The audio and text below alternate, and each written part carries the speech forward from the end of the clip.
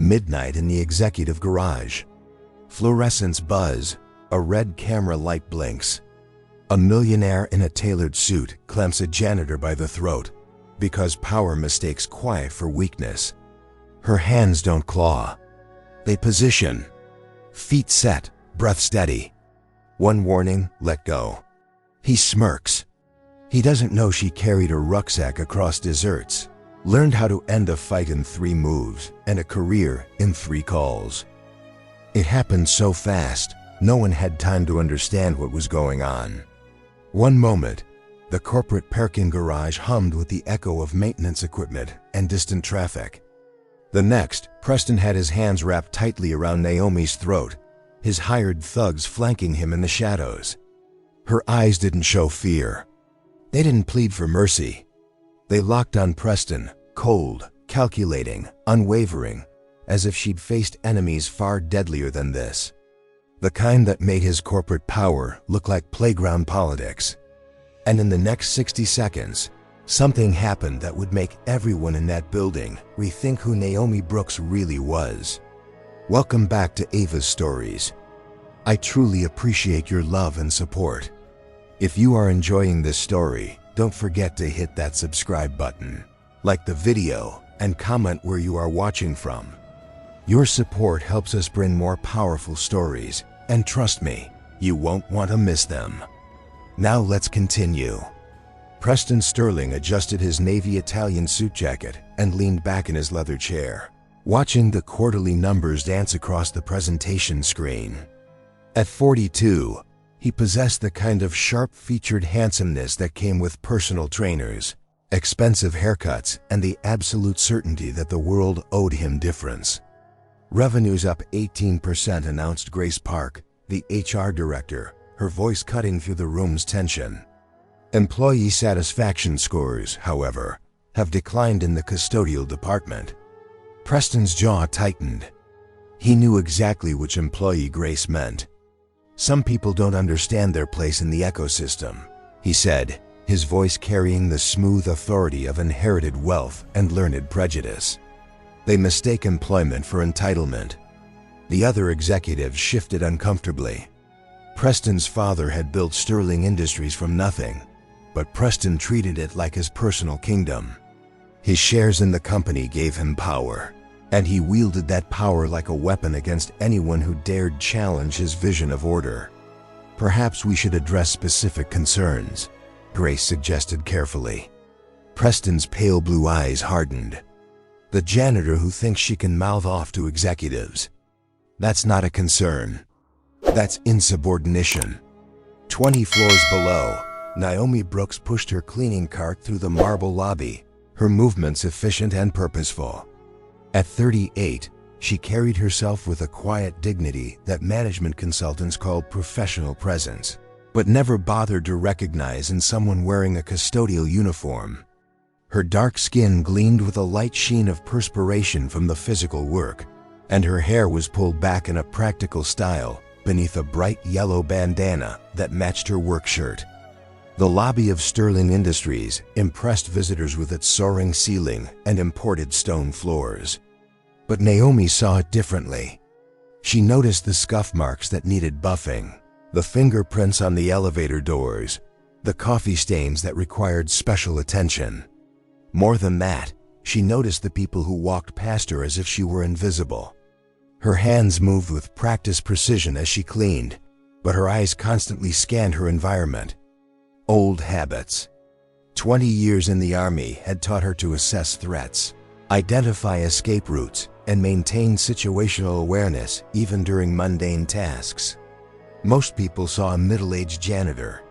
Naomi saw angles of attack, defensive positions, and potential weapons in every mop handle and cleaning supply.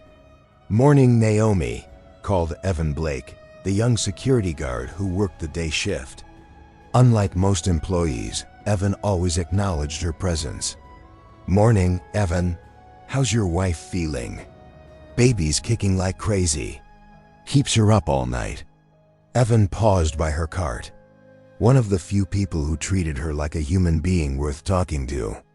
"You ever have kids?" Naomi's smile faltered for just a moment. No, never found the right time.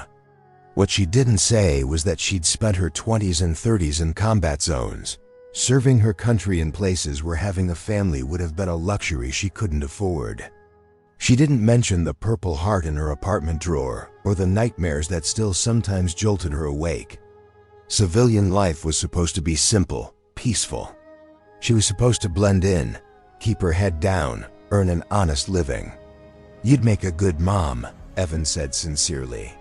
"You've got that protective instinct. I've seen how you handle jerks around here."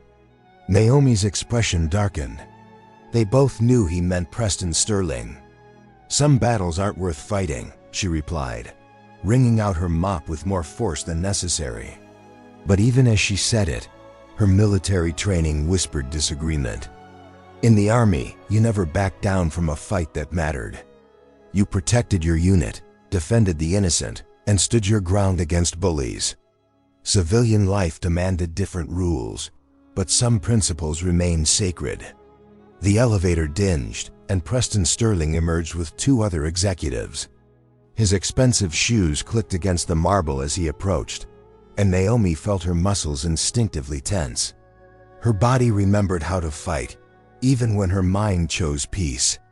Well, Preston said, his voice dripping with condescension. "If it isn't our resident philosopher. Tell me, Naomi, do you have any wisdom about quarterly projections, or should we stick to discussing mock techniques?" The other executives chuckled uncomfortably. Naomi straightened slowly, her full height, bringing her nearly eye to eye with Preston. Up close, she could smell his expensive cologne and see the cruel amusement in his pale eyes. "I don't have opinions about your business, Mr. Sterling," she said quietly. "I'm here to do my job." "Your job," Preston repeated, stepping closer, "is to clean up messes, not create them with your attitude." The lobby had gone quiet. Other employees pretended to check their phones or study elevator buttons, but everyone was listening. This had become a regular performance, and Naomi knew Preston enjoyed having an audience for his power plays. "I've never been disrespectful to you, sir," Naomi replied, her voice steady despite the rage building in her chest. Preston's smile was arctic. "Disrespect isn't always about words, Naomi. Sometimes it's about forgetting your place." The words hit like a physical blow. Naomi had heard variations of this speech her entire life. From drill sergeants who underestimated her because of her race and gender, from officers who assumed she'd wash out of special forces training, from civilians who saw her uniform and wondered if she really belonged. But she'd earned her place everywhere she'd ever stood. She'd bled for it, fought for it, proved it over and over again. And she wouldn't let this privileged child diminish that truth. "My place," Naomi said, her voice carrying the quiet authority of someone who'd commanded respect in life or death situations, "is wherever I'm doing honest work to support myself. Same as anyone else." The lobby fell completely silent. Preston's face flushed red with embarrassment and fury. Several employees had stopped pretending not to listen and were openly staring at the confrontation. "You think you're clever?" Preston hissed, stepping so close, Naomi could feel his breath on her face. "You think because you've got some smart mouth, you can embarrass me in front of my employees?" Naomi didn't step back. Her military training had taught her that retreat invited aggression. "I think everyone deserves basic respect regardless of their job title." Preston's eyes narrowed to slits. In that moment, watching her refuse to be intimidated, watching other employees nod in agreement with her words, he made a decision that would change everything.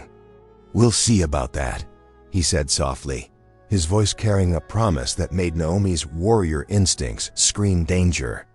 As Preston stalked away with his entourage, Naomi returned to her cleaning with movements that looked calm and professional.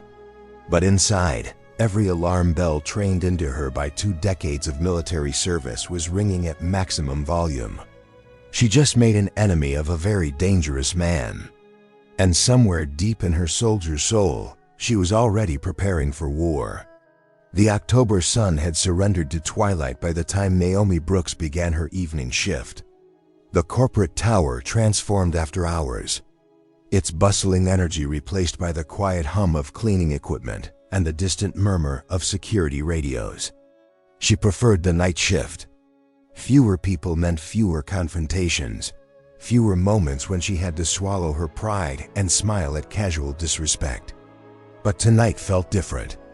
Preston Sterling's parting words from the morning echoed in her mind like a threat assessment briefing.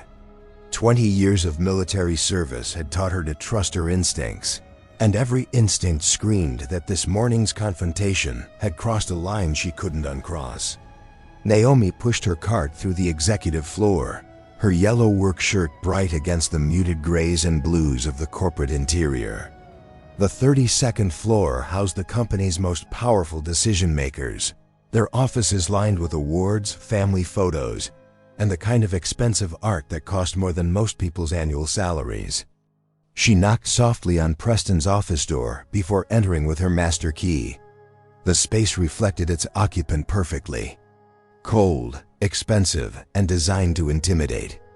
His desk was a monument of polished black wood, positioned to force visitors to approach like supplicants seeking an audience.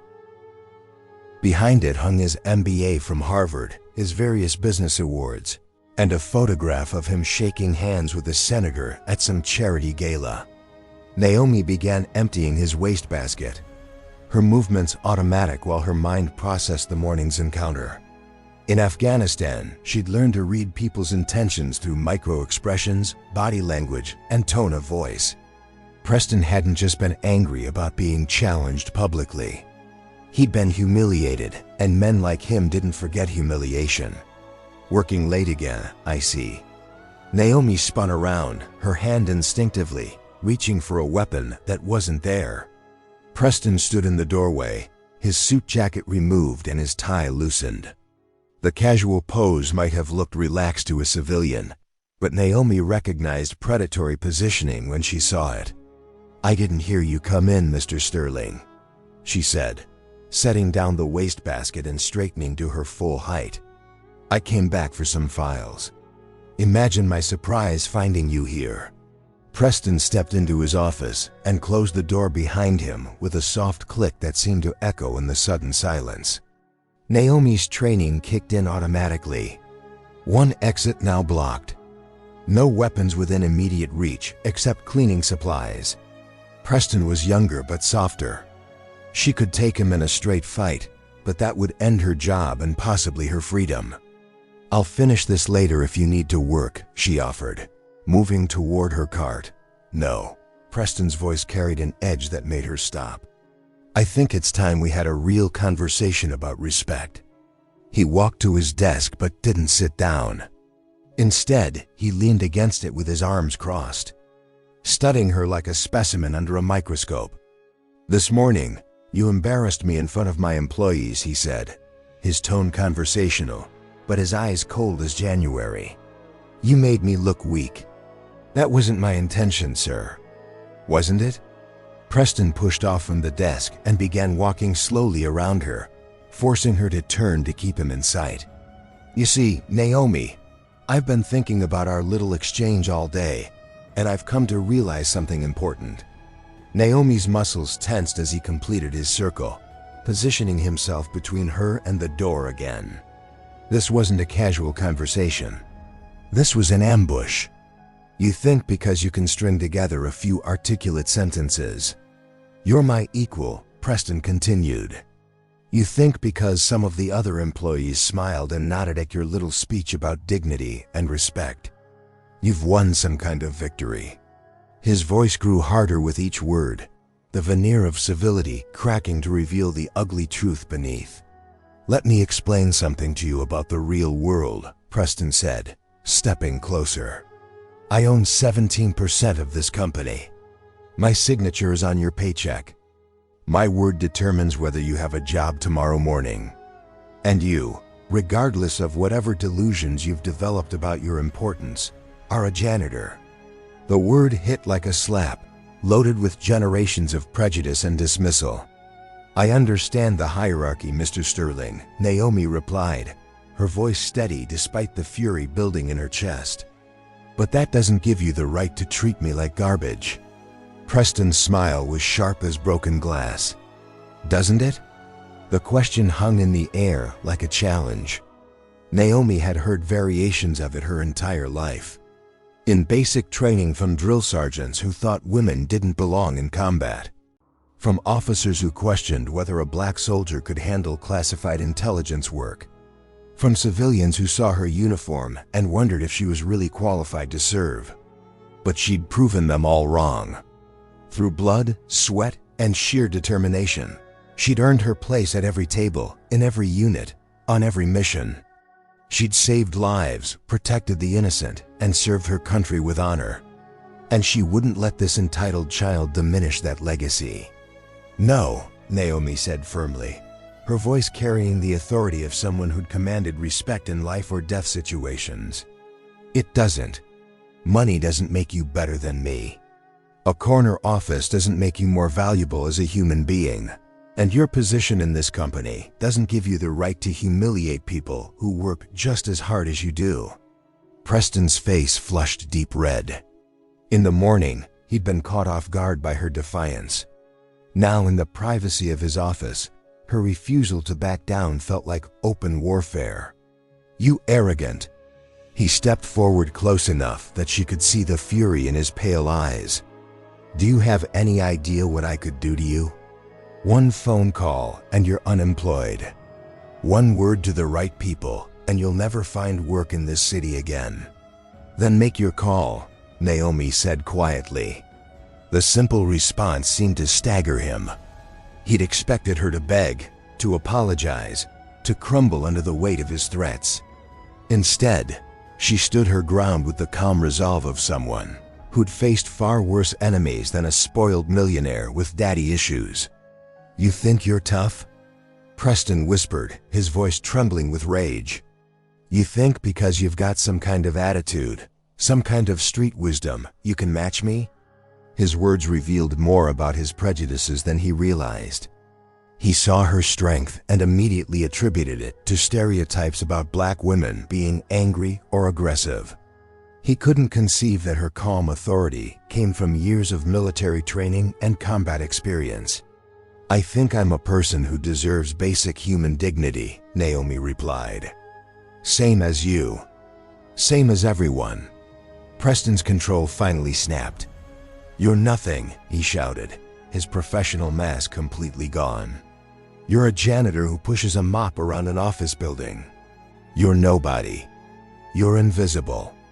And if you think for 1 second that your opinion matters to anyone who actually counts in this world, you're even more deluded than I thought. The words came pouring out like poison from a burst pipe, revealing years of accumulated prejudice and entitlement. Preston had never been challenged by someone he considered beneath him, and the experience was breaking something fundamental in his worldview. I matter to me, Naomi said simply. And I matter to the people who love me. That's enough. Her quiet dignity in the face of his rage only infuriated Preston further. He wanted her to break, to cry, to beg for forgiveness. Instead, she stood there like a rock in a storm, unshakable and unmoved. We'll see how much you matter, Preston snarled. When I'm done with you, the threat was clear and unmistakable. This had moved beyond workplace harassment into something far more dangerous. Naomi's military training cataloged the escalation. Verbal abuse, intimidation, implied threats of violence. She knew where this path led. Are you threatening me, Mr. Sterling? Preston's smile was cold and calculating. I'm promising you something. You want to play games with your betters? You want to pretend you're something more than hired help? Fine, let's play. He walked to his desk and pulled out a business card, writing something on the back before tossing it at her feet. That's my personal attorney's number, he said. You might want to give him a call because after tomorrow, you're going to need all the legal help you can get. Naomi looked down at the card but didn't pick it up. What happens tomorrow?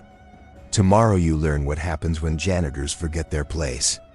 The office fell silent except for the hum of the building's ventilation system. Naomi stood motionless, processing the threat and calculating her options. In Afghanistan, when intelligence indicated an imminent attack, you had 3 choices: fight, flee, or fortify. Right now, she was still trying to determine which option served her best. "I've never forgotten my place, Mr. Sterling," she said finally. "My place is standing up for what's right, protecting people who can't protect themselves, and refusing to let bullies win." She turned and walked toward her cleaning cart, dismissing him with the same casualness he'd used on her for months. "Enjoy the rest of your evening, sir." As Naomi pushed her cart toward the door, Preston's voice followed her like a curse. "You have no idea what you've just done." Naomi paused at the threshold and looked back at him. For just a moment, her professional mask slipped, and Preston caught a glimpse of something that made his blood run cold. Behind her calm exterior lurked a predator's patience and a warrior's readiness. "Neither do you," she replied softly. The door closed behind her with a whisper, but the echo of those words hung in the air like thunder before a storm. Preston stood alone in his office, staring at the door and feeling something he hadn't experienced in years. Genuine fear, not of physical harm, but of losing control. This janitor, this nobody had just looked at him like he was the one who didn't belong. Tomorrow he would make sure she understood exactly how wrong she was. And Naomi, walking through the empty corridors with her cart, was already preparing for a war she'd hoped never to fight again. The battle lines were drawn. There was no going back. The morning sun cast long shadows across Preston Sterling's corner office as he sat behind his imposing desk. His fingers steepled and his mind working through the details of his plan. He'd barely slept after last night's confrontation, his thoughts consumed with images of Naomi Brooks's defiant face and her final words that had chilled him to the bone. Preston reached for his phone and dialed a number he'd memorized years ago but never thought he'd need to use. "Tony, it's Preston Sterling. We met at the Magnolia Heights Club last month." Tony Cavallo's growly voice came through the speaker with the casual confidence of a man comfortable with violence. "Mr. Sterling, what can I do for you?" Preston hesitated for just a moment, knowing that once he spoke these words, there would be no taking them back. But the memory of Naomi's unwavering stare, her refusal to crumble under his threats, pushed him forward. "I have a problem that needs resolving, quietly." "What kind of problem?" "An employee who doesn't understand boundaries. Someone who needs to learn respect." There was a pause on the other end. "We talking about sending a message or something more permanent?" Preston's stomach churned, but his wounded pride overrode his conscience. A message strong enough that she never forget it. Tony's voice carried new interest. "This personal. It's business." Preston lead. "When can we meet?" "Tonight. Warehouse district near the Loom Works." "You know where that is?" Preston did. The abandoned industrial area south of downtown had become a dumping ground for the city's forgotten businesses and forgotten people. Perfect for forgotten conversations. "What's this going to cost me?" Tony chuckled. "A sound like gravel in a cement mixer for a country club boy like you. $5,000 cash done. One more thing, Mr. Sterling. Once we shake hands on this, you're committed. No backing out. No second thoughts. We clear." Preston thought of Naomi's calm dignity in the face of his rage. Her quiet strength that made him feel small and powerless. Crystal clear. 20 floors below, Naomi Brooks arrived for her day shift 3 hours early. Sleep had been impossible after last night's confrontation. She'd spent the dark hours pacing her small apartment, her mind cycling through threat assessments and contingency plans with a methodical precision her military training had drilled into her. She'd changed into jeans and a bright red sweater instead of her work uniform. Wanting to blend in with the early morning office workers, her plan was simple. Observe Preston's patterns, identify his associates, and gather intelligence about whatever retaliation he was planning. The lobby buzzed with the controlled chaos of another business day beginning.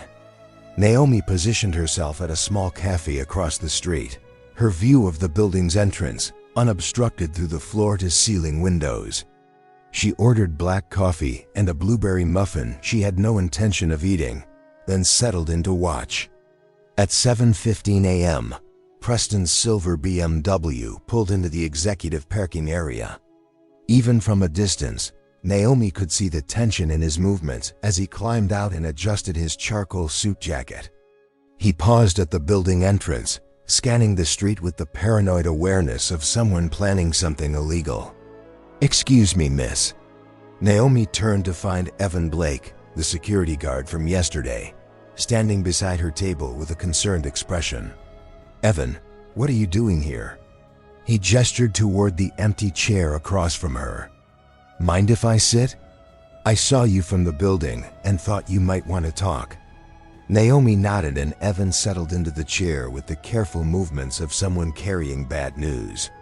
"There are rumors flying around the office," he said quietly, "about what happened between you and Sterling last night." Naomi's coffee cup paused halfway to her lips. "What kind of rumors?" "Cleaning staff found broken glass in his office trash can this morning. Security cameras show you two were alone in there for almost 20 minutes. And word is he's been making phone calls to people who don't normally appear on executive contact lists." Evan leaned forward, his voice dropping to a whisper. "Naomi, I've been working security for 8 years. I know what it looks like when someone's planning something ugly. You need to be careful." Naomi sat down her cup and studied Evan's earnest face. In the military, she'd learned to distinguish between allies and informants, between genuine concern and manufactured friendship. Evan felt genuine. "What do you suggest I do?" "File a complaint with HR. Get Grace Park involved. Create a paper trail." Naomi shook her head. "Preston owns 17% of this company. Grace Park reports to the board, and Preston's father sits on that board. A complaint would just give him an excuse to fire me officially.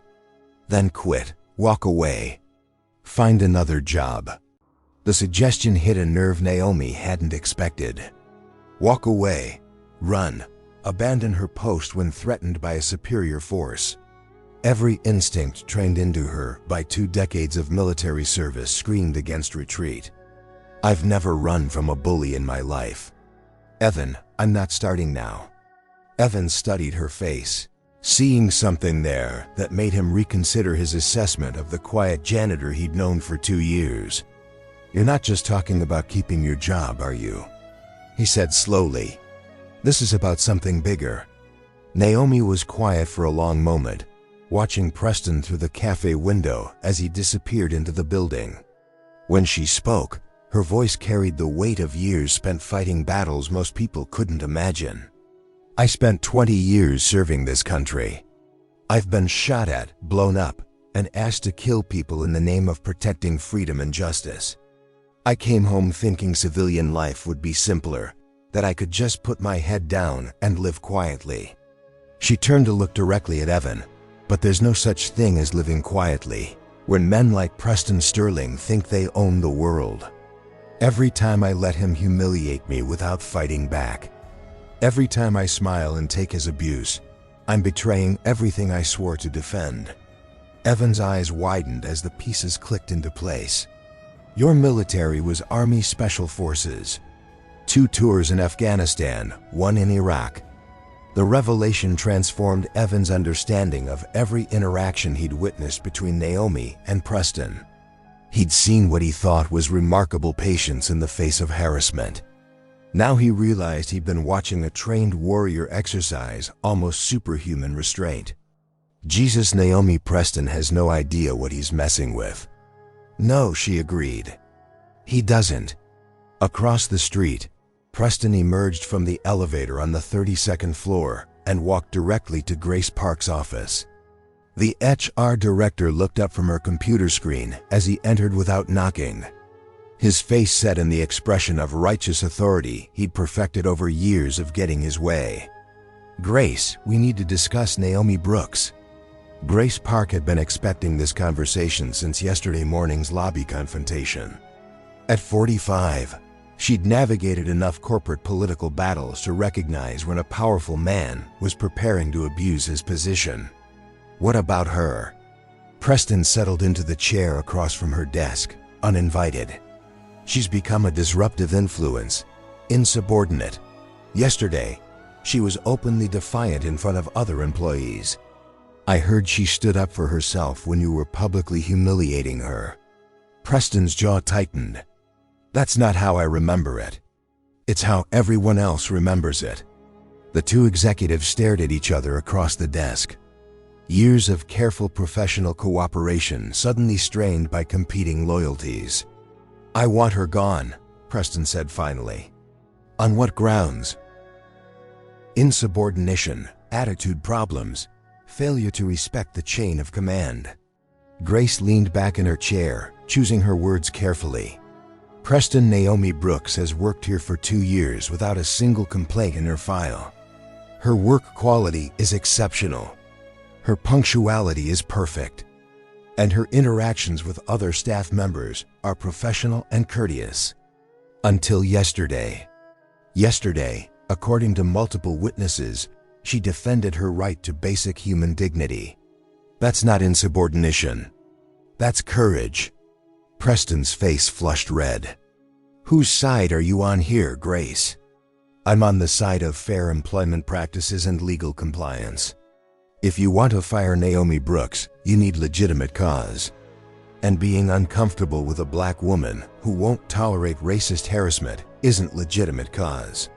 The words hung in the air like an accusation.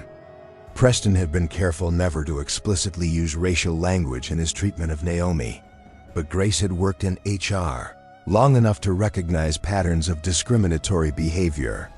"You're out of line," Preston said coldly. "Am I?" "Because from where I sit, it looks like you're asking me to help you retaliate against an employee who had the audacity to stand up to you. That's textbook hostile work environment, and it opens this company to significant liability."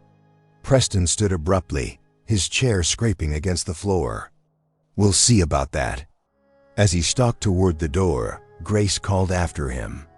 "Preston, whatever you're planning, think carefully. Naomi Brooks isn't some helpless victim you can intimidate into submission. That woman has backbone, and backing someone like that into a corner rarely ends the way you expect." Preston paused at the threshold, his hand on the door handle. "She's a janitor, Grace. I'm a board member. There's no contest here." After he left, Grace Park sat alone in her office, staring at her computer screen and feeling the weight of an approaching disaster. She'd seen enough workplace conflicts to know when a situation was spiraling beyond anyone's control. She opened her email and began typing a message to her personal attorney. If Preston Sterling was determined to destroy himself, she needed to make sure he didn't take the company down with him.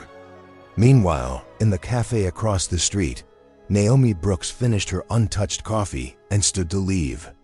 Evan Blake watched her go, recognizing the purposeful stride of someone who'd made a decision and accepted its consequences. "Naomi," he called after her. "Whatever happens, you don't have to face it alone." She paused and looked back at him, offering a smile that held more sadness than warmth. "Yes, I do. Some battles can only be fought by the person who's been chosen to fight them."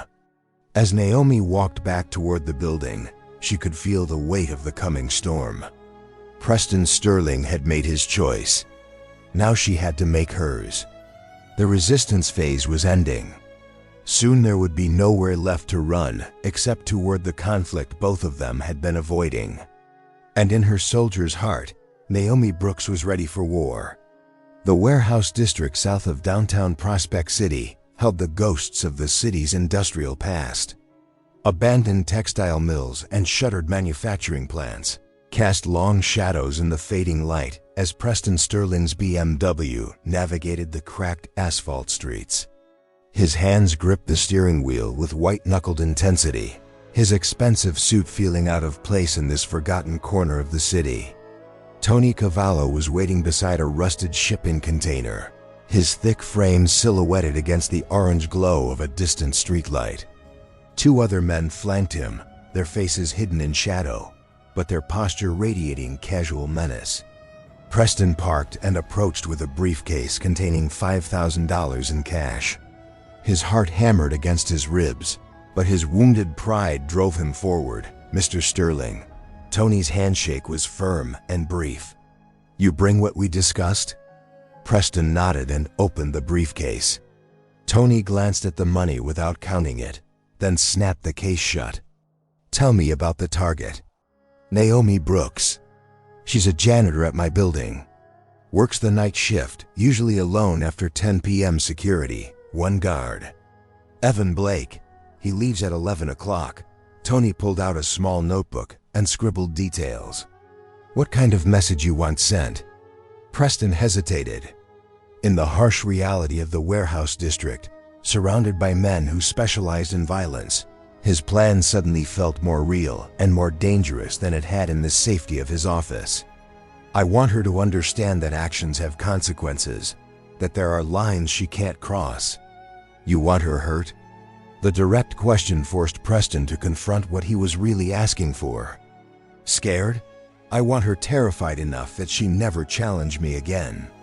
Tony nodded slowly. "Physical intimidation.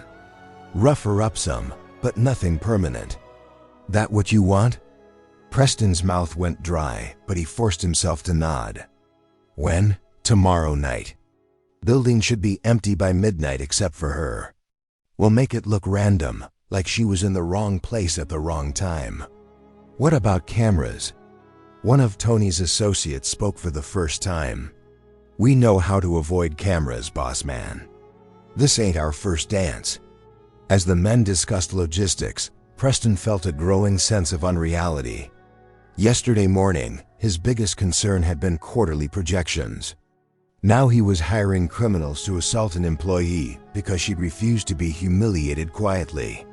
But every time doubt crept in, he remembered Naomi's unwavering stare. Her calm refusal to back down the way other employees had looked at him with something approaching disapproval. She'd made him look weak. And in his world, weakness was unforgivable. "One more thing," Tony said as they prepared to part ways. "After tomorrow night, you don't know us. We don't know you. This conversation never happened." "Understood." Driving back toward his penthouse apartment, Preston tried to convince himself he was doing what any strong leader would do, maintaining order, protecting the hierarchy that made civilization possible. Deep down, though, he knew the truth. He was simply a frightened man who couldn't tolerate the idea that a black woman might be stronger than him. 8 miles away, Naomi Brooks was conducting her own reconnaissance mission. She'd spent the afternoon mapping the building's security systems, timing the guard rotations, and identifying potential choke points and escape routes. Old habits died hard, and her instincts told her that Preston's retaliation would come soon and come hard. The 32nd floor felt different during her night shift. The executive offices that buzzed with activity during business hours now stood empty and dark, their windows reflecting the city lights like watching eyes. Naomi moved through the corridors with her cleaning cart, but her attention was focused on details that had nothing to do with janitorial work. Emergency exits, stairwell access points, areas not covered by security cameras. The building's architecture told a story of potential battlefields and tactical advantages that most people would never notice. Her radio crackled with Evan Blake's voice. "Naomi, you copy?" "I'm here, Evan. I'm heading out for my 11 o'clock patrol of the parking garage. You need anything before I make my rounds?" Naomi paused her work and keyed the microphone. Something in Evan's tone suggested this wasn't a routine check-in. "Actually, I could use some help moving some boxes in Storage Room C, if you have a minute, on my way." Storage Room C was located in the building's core, away from windows and security cameras.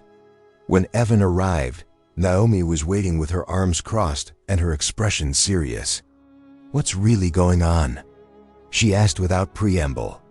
Evan looked around the small room, then pulled the door closed behind him. "I've been watching Preston's patterns all day. He left the building for 3 hours this afternoon. Didn't tell anyone where he was going. When he came back, he was agitated, nervous. How? Checking corners, looking over his shoulder. Classic behavior of someone who's just committed to something that scares them." Naomi absorbed this information with the analytical detachment of a soldier receiving an intelligence briefing. What else? Building maintenance got a work order this afternoon to disable the security cameras in the parking garage tomorrow night. Scheduled maintenance, supposedly. The pieces clicked into place with crystal and clarity. Preston wasn't planning something subtle or legal. He was setting up an ambush in the one area of the building that would have no surveillance. "He's going to have me attacked." Evan nodded grimly. "That's my read too. Question is, what are you going to do about it?" Naomi was quiet for a long moment, her mind cycling through options with military precision. She could call in sick, avoid the building entirely. She could notify the police, though they'd want evidence she didn't have. She could confront Preston directly, but that would only escalate the situation. Or she could do what every instinct trained into her by 20 years of service demanded: prepare for battle and meet the threat head on. "I'm going to be ready for them." You think he's bringing help? Men like Preston don't do their own dirty work. He'll hire professionals, probably street muscle, who won't be traced back to him. Evan stared at her as the full implication sank in. "Naomi, these aren't going to be amateur thugs looking to scare you. If Preston's hiring professionals, they're going to be armed and dangerous." "So am I." The quiet confidence in her voice made Evan take a step back. For the first time, he was seeing past the janitor's uniform to the soldier underneath. "You can't take on multiple armed attackers alone. I've done it before. This isn't Afghanistan. You can't just eliminate threats and walk away. There will be investigations, legal complications." Naomi's expression hardened. "Evan, 20 years ago, I took an oath to defend this country against all enemies, foreign and domestic.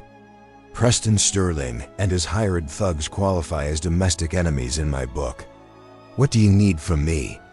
The question surprised her. She'd grown so accustomed to facing threats alone that the offer of assistance felt foreign. "I need you to be somewhere else tomorrow night, far away, with witnesses who can confirm your location." "Naomi, I can't just abandon you." "You can and you will. When this goes down, it's going to be violent and permanent. I won't have an innocent man's blood on my hands." Evan saw the sterling resolve in her eyes and realized that arguing would be pointless. Naomi Brooks had made her decision with a cold calculation of someone who'd been forced to make similar decisions in much more dangerous circumstances. There has to be another way.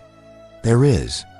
Preston could call off his dogs, apologize for 2 years of harassment, and treat me with basic human respect going forward.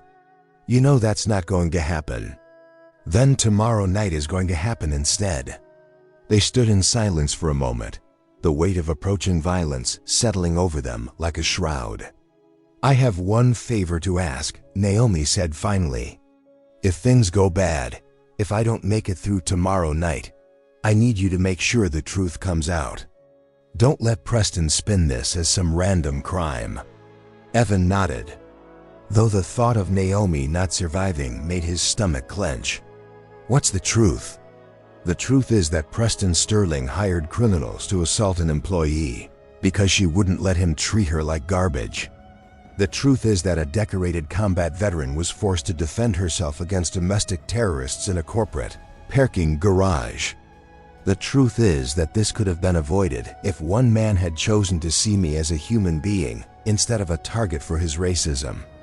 Her voice carried the weight of every insult she'd endured, every moment of disrespect she'd swallowed, every time she'd chosen restraint over retaliation. "Promise me, Evan, I promise."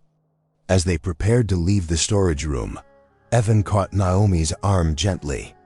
"For what it's worth, I think you're the bravest person I've ever met."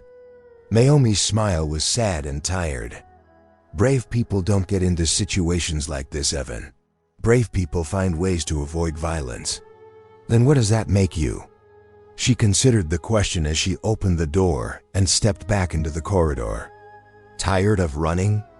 As Evan left to complete his patrol, Naomi resumed her cleaning duties with movements that looked routine but served a different purpose. She was familiarizing herself with every inch of the battlefield, memorizing the location of potential weapons, identifying cover and concealment positions. Tomorrow night, Preston Sterling would learn the difference between a victim and a veteran. And the corporate tower that had housed 2 years of quiet suffering would finally see what happened when a warrior stopped pretending to be helpless. The forced proximity was almost over. Soon, there would be nowhere left to hide from the confrontation both sides had been avoiding. Naomi Brooks was ready to stop avoiding it. Naomi Brooks sat cross-legged on her hardwood floor, surrounded by memories she'd kept buried for 2 years. The small apartment felt cramped with ghosts as she opened the military foot locker she'd shoved under her bed the day she'd signed her discharge papers. Her hands trembled slightly as she lifted out the shadow box containing her service medals. The Purple Heart caught the morning light streaming through her window, its ribbon still crisp despite everything it represented. Below it sat her Bronze Star, her combat action badge, and the cluster of ribbons that told the story of a woman who'd served her country in places most people couldn't pronounce. But it was the photograph tucked beneath the medals that made her breath catch. Staff Sergeant Naomi Brooks in full combat gear, standing with her unit outside Forward Operating Base Chapman in Afghanistan. She looked younger, harder, more certain of her place in the world. The woman in the photo had never doubted her right to respect. Her phone buzzed with a text from Evan Blake. "Camera maintenance confirmed for tonight. Still time to change your mind." Naomi set the phone aside without responding. Change her mind, as if the choice belonged to her alone. She reached deeper into the footlocker and pulled out a leather journal, its pages filled with her careful handwriting. Mission reports, casualty lists, the names of soldiers who'd come home in boxes because she hadn't been fast enough, smart enough, or ruthless enough to save them. October 23, 2019. Sarmaya Province lost Hayes and Delgado today. Eyed on the approach to the village. I was point should have seen it coming. Should have trusted my instincts when the locals scattered. Command says it's not my fault. But command wasn't there when Hayes called for his mother while he bled out in my arms. I'm tired of losing people. Tired of making decisions that get good soldiers killed. Maybe it's time to come home.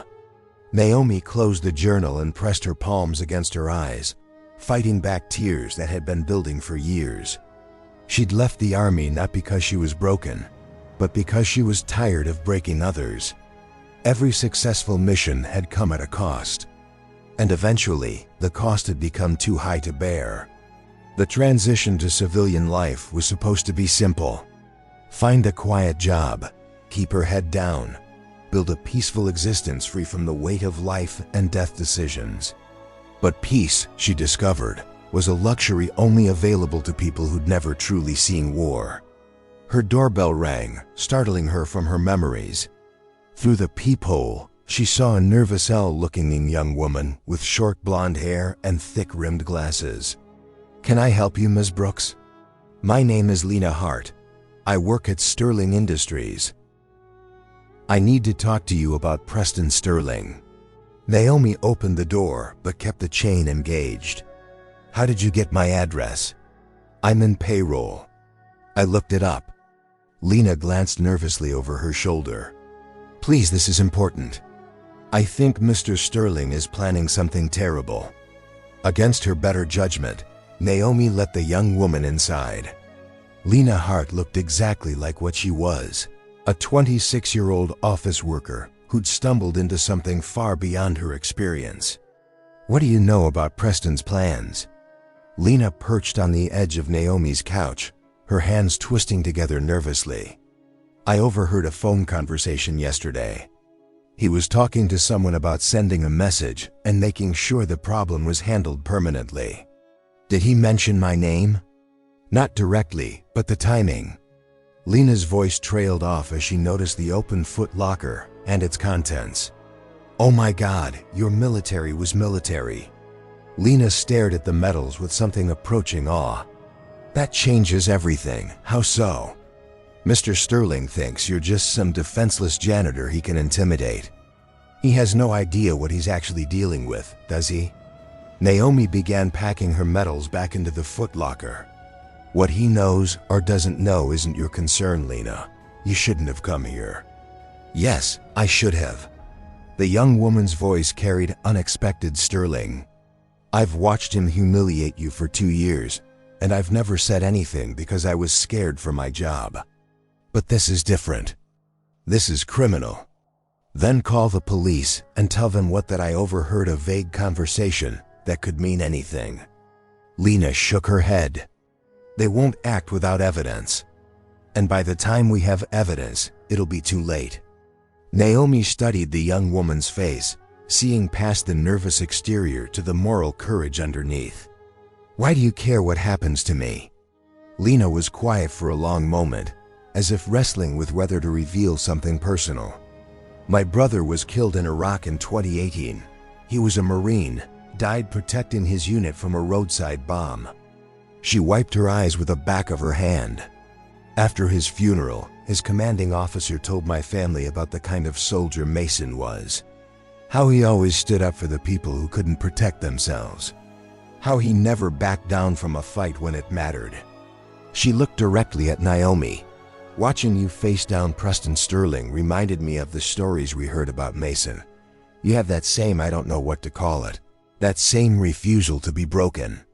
The parallel hit Naomi like a physical blow.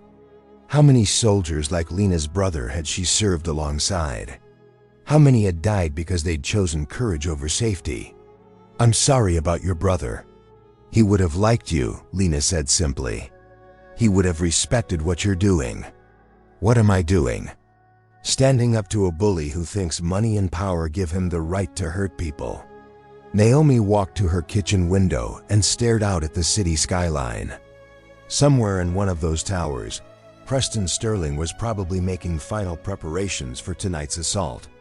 The thought should have terrified her, but instead it filled her with a familiar clarity.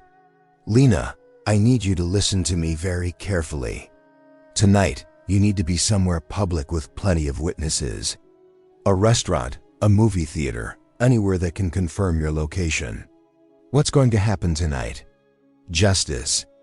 The single word carried the weight of 20 years worth of accumulated training and moral conviction.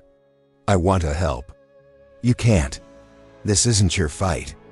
Lena stood up, her chin raised with determination that reminded Naomi of her younger self. Mr. Sterling has been creating a hostile work environment for months. He's harassed not just you, but several other women in the company. This affects all of us. Not like this. It doesn't. What makes you so sure? Naomi turned away from the window to face the young woman directly. Because when those men come for me tonight, it won't be about workplace harassment or civil rights violations. It'll be about survival. And survival requires skills most people don't possess. She walked back to the footlocker and pulled out a faded photograph of a military unit posed in front of an armored vehicle. You see this picture? 12 soldiers. Only 6 of us made it home alive. The other 6 died because in combat, good intentions and moral courage aren't enough. You need training, experience, and the willingness to do terrible things to terrible people. Lena studied the photograph, her face pale but resolute. Then teach me. Teach you what? How to fight back. How to be strong like you. The request broke something inside Naomi's chest. This young woman, barely older than some of the soldiers she'd commanded, was asking for the kind of knowledge that came only through blood and trauma. Lena, strength isn't something you can learn in a day. It's built through years of facing your fears and surviving your mistakes. What happened to me in Afghanistan, what made me who I am today, isn't something I'd wish on anyone. But it's what allows you to stand up to men like Preston Sterling, yes, and it's also what gives me nightmares. What makes it hard to trust people? What cost me relationships and peace of mind? Naomi sat down beside Lena on the couch. Real strength isn't about being willing to fight. It's about being wise enough to know when fighting is the only option left. Is tonight the only option left? Naomi considered the question with the thoroughness it deserved. Could she still walk away? Find another job, start over in a different city, let Preston Sterling claim victory? For me, yes. I've spent 2 years trying to avoid this confrontation, but some fights choose you whether you want them or not. Lena nodded slowly, beginning to understand the weight of what was approaching. What do you need from me? I need you to be a witness to the truth. When this is over, people are going to try to spin what happened. They'll say I was unstable, violent, that I overreacted to a workplace dispute. Naomi pulled out her service record and handed it to Lena. This tells a different story. Staff Sergeant Naomi Brooks, 20 years of honorable service, decorated combat veteran, never had a disciplinary action or psychiatric evaluation that suggested instability. You want me to make sure people know who you really are. I want you to make sure people understand that what happens tonight didn't have to happen. That it's the predictable result of a system that protects men like Preston Sterling while abandoning women like me. Sometimes the hardest battles are the ones we never wanted to fight. Lena carefully took the service record, treating it with the reverence it deserved. Ms. Brooks, can I ask you something personal? Go ahead. Are you scared? Naomi smiled. The first genuine smile Lena had seen from her, terrified. But being scared and being ready aren't mutually exclusive. As Lena prepared to leave, she paused at the door. For what it's worth, I think you're going to win tonight. What makes you so confident? Because Preston Sterling is fighting for his ego. You're fighting for something much more important. After Lena left, Naomi returned to her foot locker one final time. At the very bottom, wrapped in an old tie-shirt, lay her service pistol, a Sig Sauer P320, the same model she'd carried through 3 deployments. She'd hoped never to need it again, but hope was a luxury she could no longer afford. Tonight, Staff Sergeant Naomi Brooks would come out of retirement, and Preston Sterling would learn what happened when you declared war on someone who'd actually fought one. The employee break room on the 15th floor had never hosted a gathering quite like this one. What had started as Lena Hart's whispered conversations with trusted co-workers had grown into something resembling an underground resistance meeting. 8 employees sat around the Warren conference table, their voices low and their expressions serious.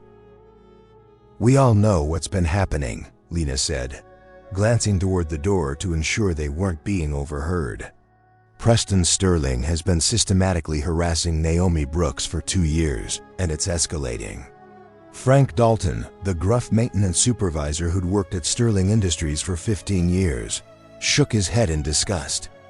That man's been a problem since the day his daddy put him on the payroll. But this is different. This feels dangerous. What exactly are we supposed to do about it? Asked Larva Delgado from accounting, her voice tight with anxiety. He's a board member. We're just employees. Evan Blake leaned forward, his security guard uniform lending weight to his words. I've seen the intelligence reports. He's planning something for tonight, something that's going to hurt Naomi.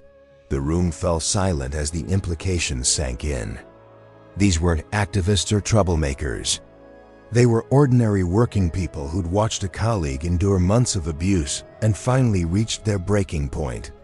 I talked to Naomi this morning, Lena said quietly. She knows what's coming, and she's not running. Of course, she's not running, said Grace Park, surprising everyone with her presence in the doorway. The HR director entered and closed the door behind her with a decisive click.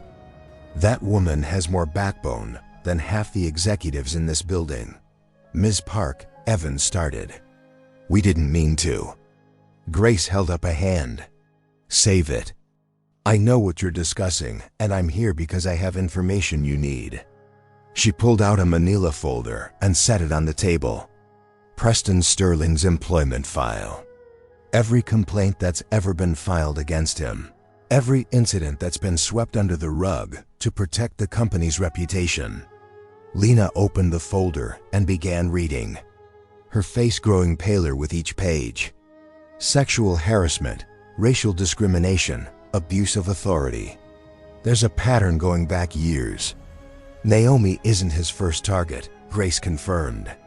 She's just the first one who refused to quit or transfer to another department when the harassment started. Frank Dalton clenched his fists on the table. Why hasn't any of this been reported to the authorities? Because Preston's father sits on the board of directors and the board controls my budget, Grace said bitterly. Every time I've recommended disciplinary action, I've been overruled. Every complaint has been settled quietly with NDAs and payouts. The revelation hit the group like a physical blow. They'd known Preston was protected, but the extent of the corporate cover-up shocked them. So Naomi's been fighting this battle alone, Lavra said softly. Not anymore, Evan replied with quiet determination. Grace looked around the table, seeing something in their faces that gave her hope for the first time in years. What are you planning? We're going to bear witness, Lena said. If something happens to Naomi tonight, we're going to make sure the world knows the truth about Preston Sterling. That's not enough, Frank said, his weathered face hard with resolve. That woman deserves better than martyrdom. What are you suggesting? Grace asked. I'm suggesting we stop letting Preston Sterling hide behind lawyers and corporate policies. I'm suggesting we stand up for someone who's been standing alone for too long. The maintenance supervisor's words galvanized the group. These weren't radicals or rebels. They were people who'd spent their careers following rules and respecting authority. But sometimes authority became corrupt and rules became weapons used against the innocent. I've been documenting everything, said Alex Wu from IT, speaking up for the first time. Every email Preston sent, every security camera recording that shows his interactions with Naomi. I've been building a digital paper trail. Why? Lena asked. Alex's expression was haunted. Because I've seen what happens when good people get crushed by systems that don't protect them. My grandmother was interned during World War II. She always said that evil succeeds when good people do nothing. The parallel to their current situation wasn't lost on anyone. Preston Sterling represented the same kind of institutional oppression that had destroyed lives throughout history. The same willingness to dehumanize others for personal gain. We need to be smart about this, Grace warned. If we're going to take on Preston, we need evidence that will stick. Accusations without proof. Just give him ammunition to destroy us all. I have an idea, Evan said slowly. But it's risky and it involves all of us. He outlined his plan in careful detail. And by the time he finished, the group understood that they were crossing a line from which there would be no return. They were choosing to become active participants in a fight that could cost them their jobs, their reputations, and possibly their safety. I'm in, Lena said without hesitation. Me too, Frank added. That girl reminds me of my daughter. I won't stand by and watch her get hurt. One by one, they committed to the plan. Even Grace Park, who had the most to lose professionally, nodded her agreement. There's something else you need to know, she said as the meeting began to break up. I called my contact at Channel 7 News this morning. If something happens tonight, they'll be ready to run the story. The group dispersed carefully, leaving at different times to avoid suspicion. But as they returned to their workstations, each carried a sense of purpose that had been missing from their lives for months. For the first time since Preston Sterling had begun his campaign of harassment, Naomi Brooks was not facing her tormentor alone. 3 floors above, Naomi herself was finishing her day shift duties with methodical precision. She'd reported for work at her regular time, maintaining the pretense of normalcy while every instinct screamed that tonight would change everything. Her phone buzzed with a text from an unknown number. "We're with you, a friend." The message was followed by another, then another, all from different numbers, but carrying the same sentiment. Somehow, word had spread through the building's network of overlooked employees. The custodial staff, maintenance workers, security guards, and administrative assistants who kept the corporate machine running had chosen a side. For 20 years in the Army, Naomi had understood the power of unit cohesion. Soldiers fought not for abstract ideals, but for each other. The knowledge that her brothers and sisters in arms were counting on her had sustained her through firefights and IED attacks and long nights in hostile territory. Now, for the first time since leaving the military, she felt that same sense of belonging. She was cleaning the 31st floor when she encountered Preston Sterling for what both of them knew would be the last time as predator and prey.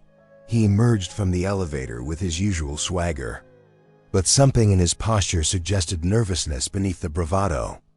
"Working late again, Naomi." His voice carried the forced casualness of a man trying to sound normal while planning violence. "Just finishing up, Mr. Sterling." They stood facing each other in the empty corridor, the fluorescent lights casting harsh shadows between them. Preston studied her face, perhaps looking for signs of fear or submission that would confirm his assumptions about her weakness. Instead, he saw something that made his stomach clench with unexpected anxiety. Naomi Brooks looked ready, not scared or desperate or broken, but calm and prepared, like someone who'd accepted whatever was coming and made peace with it. "Big night tonight," Preston said, probing for a reaction. "Yes, it is." Her simple agreement unnerved him more than defiance would have. She was supposed to be intimidated, uncertain, vulnerable. Instead, she stood there with the quiet confidence of someone who held all the cards. "You know, Naomi, it doesn't have to be this way." Preston found himself saying, "You could apologize for your behavior. Show proper respect. We could put this whole unfortunate situation behind us." For a moment, Naomi considered the offer. Backing down would have been easy. Give Preston the submission he demanded. Slide back into the dull comfort of swallowing her pride and accepting the abuse.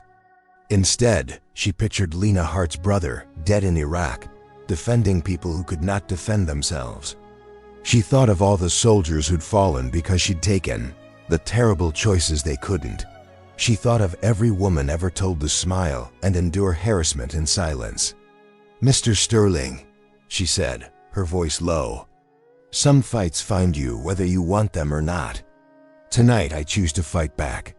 Color drained from Preston's face. For the first time, he began to realize he might have badly misjudged the situation. "You have no idea what you're up against." Naomi's smile was gentle and fierce all at once, sad and terrifying. "Neither do you," she thought as Preston stalked away, his composure cracking like thin ice. Naomi felt a deep gratitude for the unexpected allies who'd stepped out of the shadows. She had spent 2 years convinced she was alone in this battle. Tonight had shown her something powerful and beautiful. When one person summons the courage to stand, others often gather the strength to stand with them. She would not face Preston's hired thugs as a lone victim tonight. She would face them as part of something bigger, people who believed dignity and justice were worth defending. The emotional bond was forged. Now came the test. Could it survive the danger closing in from the dark? For the first time in 2 years, Staff Sergeant Naomi Brooks felt like she belonged to a unit again. Units didn't abandon their own. The corporate tower rose like a monolith against the Prospect City skyline, its windows mostly dark save for security lights that cast long corridors of shadow. Naomi Brooks walked the 32nd floor with her cleaning cart, each move deliberate, each step part of a wider tactical plan. She'd changed into dark jeans and a black sweater beneath her work vest, clothing chosen for mobility and to hide blood if it came to that. Her service pistol rode in a shoulder holster under her jacket, a weight both unfamiliar and oddly familiar after 2 years of civilian life. The building felt different, quieter, more dangerous. Her radio crackled with Evan Blake's voice. He should have been gone an hour earlier. "Naomi, you copy?" She thumbed the mic softly. "I'm here." 3 vehicles just pulled into the parking garage.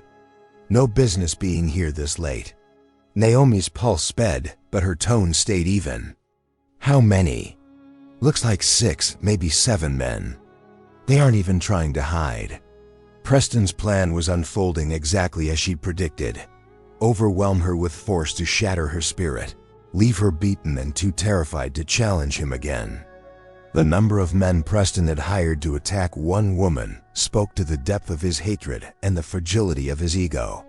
"Evan, you need to get out of here now." "Not happening." "This isn't your fight." "Yes, it is." His voice held a new determination. "These are my friends upstairs, and nobody hurts my friends on my watch." Before Naomi could answer, Lena Hart's voice came over the radio from somewhere inside the building. "Naomi, we're in position." "Lena, you were supposed to be at a movie theater with witnesses." "Change of plans." "Alex has the security system back online and is recording everything. Grace has Channel 7 on standby. Frank and Lavra are on the stairwells with emergency radios." The news hit Naomi like a physical strike.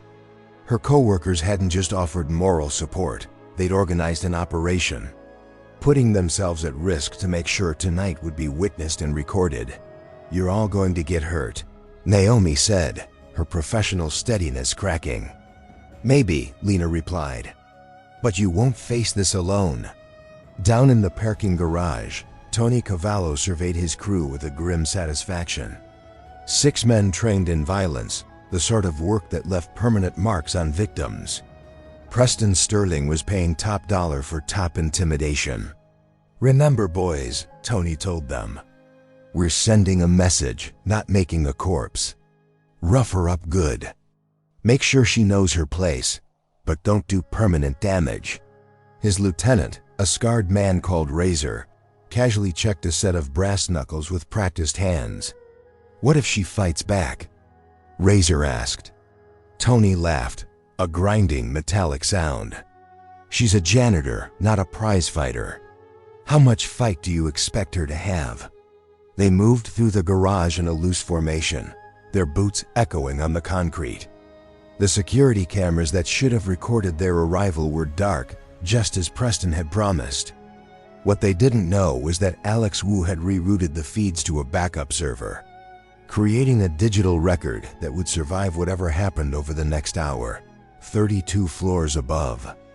Naomi finished her cleaning rounds and began toward the parking garage. Her radio was quiet, but she felt her allies spread through the building like a protective net. For the first time in years, she wasn't going into a fight alone. The garage felt like a tomb when the elevator doors opened. Her cartwheels squeaked on concrete. Dim light left deep shadows that could conceal many threats. Her military instincts cataloged cover, escape routes, and potential improvised weapons. Well, came a voice from the dark. "Look what we got here." Tony Cavallo stepped into the light, flanked by his 6 associates. They fanned out in a semicircle, cutting off her path back to the elevator while keeping room to maneuver. "You Naomi Brooks?" "I am." Tony's smile showed teeth stained by tobacco and time. "Got a message for you from a mutual friend. Seems you've forgotten your place lately." Naomi set aside her cleaning supplies and straightened to full height. Even surrounded by armed men, she radiated a calm authority that made Tony's grin wobble. "And what place would that be?" she asked. "On your knees, begging for mercy." The words were meant to break her before the violence began. Instead, they awakened something dormant for 2 years. Staff Sergeant Naomi Brooks, decorated combat veteran, stepped forward in her mind and took command. "I've never begged for anything in my life," she said quietly. "I'm not starting tonight." Tony's face hardened. "Boys, I think this lady needs an education in respect." The 7 men closed in, intent clear. This was the moment Preston had arranged. The confrontation designed to leave Naomi broken and humiliated, a public example to any who might defy him. But as they advanced, the garage lights snapped to full brightness, banishing the shadows and exposing every corner. Emergency alarms shrieked through the building. Security doors slammed shut, sealing the attackers in. Razors spun, searching for the cause of the sudden chaos. Alex Wu's voice boomed over the PA system. "Prospect City Police have been notified. Building lockdown is in effect. You are under surveillance and being recorded." Tony grabbed his radio and barked commands, but his men were rattled. This was supposed to be a straightforward intimidation, not an operation with witnesses and evidence. "Change of plans," he snarled. "We do this fast and get out." But Naomi had already moved. 20 years of military training snapped into action with lethal clarity. As the first attacker lunged forward, she sidestepped and drove her elbow into his solar plexus, dropping him to his knees, gasping for air. The second man swung a tire iron at her head, but she ducked under the blow and swept his legs, sending him crashing into a concrete pillar. The sight of 2 of their colleagues, neutralized in seconds, shot the remaining attackers into momentary paralysis. This wasn't the helpless victim they'd been promised. "She's got training," Razor shouted, pulling a knife from his jacket. Tony drew a pistol, his professional calm evaporating in the face of the unexpected resistance. "Nobody told us she was military." Preston Sterling's voice crackled over Tony's radio, high-pitched with panic.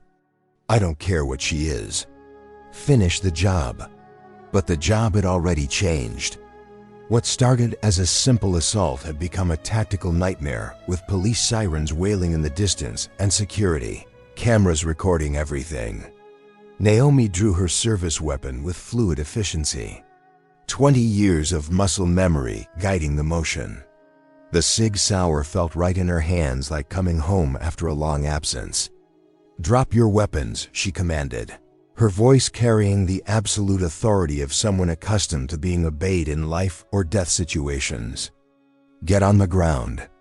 Hands behind your heads." For a moment, the standoff held.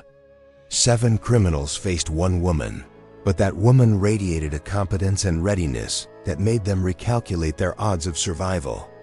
Tony made the decision that shattered whatever hope remained for a peaceful resolution. He raised his pistol and fired. The muzzle flash lit up the garage like lightning as Naomi dove behind a concrete pillar. Chunks of cement exploding where her head had been a split second earlier. The sound of gunfire echoed through the space like thunder, transforming the confrontation from intimidation to attempted murder. "Take her down," Tony screamed, his voice competing with the wailing alarms. The parking garage erupted into chaos as the remaining attackers opened fire, their weapons creating a deadly crossfire that turned the space into a war zone. Naomi rolled behind a parked car, her military instincts taking complete control. This was no longer about workplace harassment or corporate politics. This was about survival. And survival was something Staff Sergeant Naomi Brooks understood better than most. From her position behind cover, she could hear Evan Blake's voice shouting over the building's intercom. Multiple shots fired in the parking garage. "All units respond." Lena Hart's terrified voice came through her radio. "Naomi, are you okay? We're calling for backup." But Naomi knew that backup would arrive too late. The police sirens were still blocks away, and Tony's crew was regrouping for a final assault. She was on her own, facing 7 armed men in a concrete box with limited cover. Just like Afghanistan, just like Iraq, just like every other time, she'd been asked to do the impossible with insufficient resources. "Time to go to work," she whispered to herself. And Staff Sergeant Brooks took complete command. The shatter point had arrived. The careful plans, the workplace politics, the corporate hierarchies, all of it had collapsed into primal violence. Preston Sterling had wanted to break Naomi Brooks's spirit. Instead, he'd awakened a warrior who'd been sleeping for 2 years. And warriors, once awakened, finished what others started. The concrete pillar behind Naomi Brooks exploded in chips of stone and dust as another volley of bullets hammered into her cover. The parking garage had become a war zone, the enclosed space amplifying every gunshot into deafening thunder that echoed off the walls like the percussion section of Hell's orchestra. 7 years. That's how long it had been since Staff Sergeant Naomi Brooks had been in active combat. 7 years since she'd last faced armed enemies determined to kill her. Her hands should have been shaking. Her breathing should have been ragged with fear. Instead, she felt the cold calm of a professional warrior settling over her like armor. Fan out. Tony Cavallo's voice cut through the chaos. Don't let her get to another position. Naomi pressed her back against the concrete pillar and closed her eyes for exactly 3 seconds, letting her training reassert control over her civilian instincts. The parking garage transformed in her mind from a corporate amenity into a tactical environment. Cover positions, fields of fire, escape routes, potential weapons. The attackers were moving in a coordinated pattern, trying to box her in against the back wall of the garage. Professional technique, but flawed. They were thinking like street criminals, not soldiers. They expected her to panic, to make desperate moves that would expose her to their crossfire. They had no idea they were hunting a predator who'd survived 3 combat deployments. Her radio crackled with Evan Blake's urgent voice. Naomi, police ETA is 4 minutes. Can you hold position for minutes? Might as well have been 4 hours. Tony's crew wasn't going to wait for the authorities to arrive. They'd press their attack, overwhelm her position, and disappear into the Prospect City night before the first patrol car reached the building. Unless she stopped them first. Naomi checked her weapon. 15 rounds in the magazine. 1 in the chamber against 7 armed men. Ammunition discipline would be critical. Every shot had to count. She could hear them moving, their footsteps echoing off the concrete as they attempted to flank her position. 2 coming around the left side of the parked cars. 3 advancing straight ahead. 2 more circling wide to the right. Standard urban assault tactics executed with reasonable competence. The problem was that Naomi had written a manual on counter-assault operations. Last chance, lady. Tony's voice boomed across the garage. Come out with your hands up, and we'll make it quick. Naomi's response was to duck low and sprint to a new position behind a concrete support beam, drawing fire that sparked off the garage floor where her feet had been moments before. The movement gave her a better angle on the 2 men flanking left, and more importantly, it revealed something crucial about their formation. They were bunched too close together. In Afghanistan, she'd learned that scared fighters clustered for psychological comfort, creating opportunities for devastating counterattacks. Tony's crew might be experienced criminals, but they weren't soldiers. Under pressure, they were reverting to instinctive behaviors that would get them killed. Naomi keyed her radio one final time. Evan, tell everyone to get away from the parking garage. This is about to get very loud. Naomi, what are you planning? But she'd already switched off the radio. What came next required total focus, and she couldn't afford the distraction of her friends' voices in her ear. The first attacker rounded the corner of a parked SUV, his pistol extended in a 2-handed grip that looked professional until Naomi noticed his stance was too narrow for stability. She put 2 rounds center mass before he could acquire her position, his body dropping behind the vehicle with a wet thud that echoed through the garage. The sound of gunfire intensified as the remaining 6 men realized their target was shooting back with deadly accuracy. Bullets went off concrete and shattered car windows in a cacophony of destruction that transformed the parking garage into a demolition zone. She got Louise. Someone screamed over the chaos. Where is she? I can't see her. Naomi was already moving again, using the parked cars as mobile cover while she repositioned for her next engagement. The attackers' muzzle flashes gave away their locations, but they were having trouble tracking her movements in the chaotic environment. 20 years of military training had taught her to think 3 moves ahead. While they were reacting to where she'd been, she was already planning where she needed to be. A figure emerged from behind a concrete pillar 30 feet away. Assault rifle raised. Naomi recognized the weapon as an AK-47, probably acquired from the same black market sources that supplied street gangs with military hardware. The shooter's mistake was assuming that superior firepower guaranteed victory. Naomi put 3 rounds into his center mass before he could bring the rifle to bear, the heavy bullets spinning him around and dropping him face first onto the concrete. The AK-47 clattered across the floor, sliding under a parked car where it wouldn't threaten anyone else. 5 left, but the odds were still impossible. 5 armed men with prepared positions and superior numbers versus 1 woman with limited ammunition and no backup. In any conventional tactical assessment, Naomi Brooks was about to die. The problem was that conventional tactics assumed conventional opponents. Staff Sergeant Naomi Brooks had never been conventional. She sprinted across the garage in a zigzag pattern that made her difficult to target. Bullets sparking off the concrete around her feet as she dove behind a maintenance cart filled with cleaning supplies. The cart wouldn't stop bullets, but it provided concealment while she planned her next move. That's when she noticed the building's fire suppression system.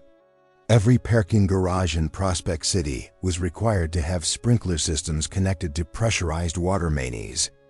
The pipes ran along the ceiling in regular patterns, protected by thin metal housings that would rupture under impact. Naomi smiled grimly. Sometimes the best weapons were the ones your enemies never saw coming. She aimed carefully at the nearest sprinkler head and fired a single shot.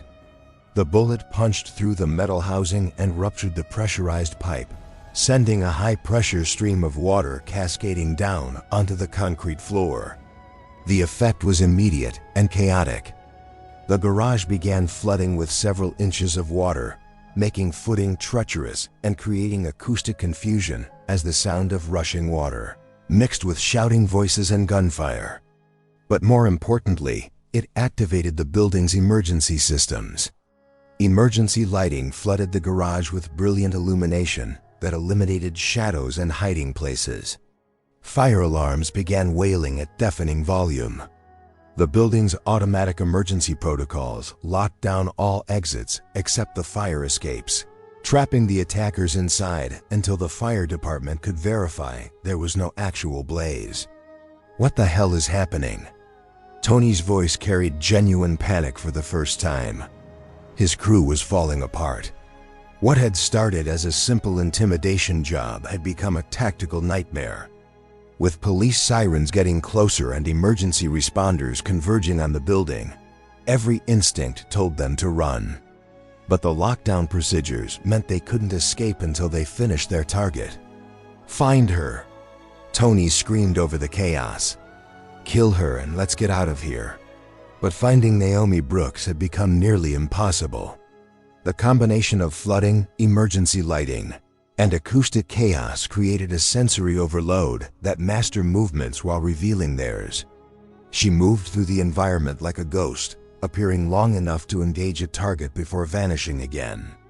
The third attacker died trying to climb onto a car roof for a better vantage point.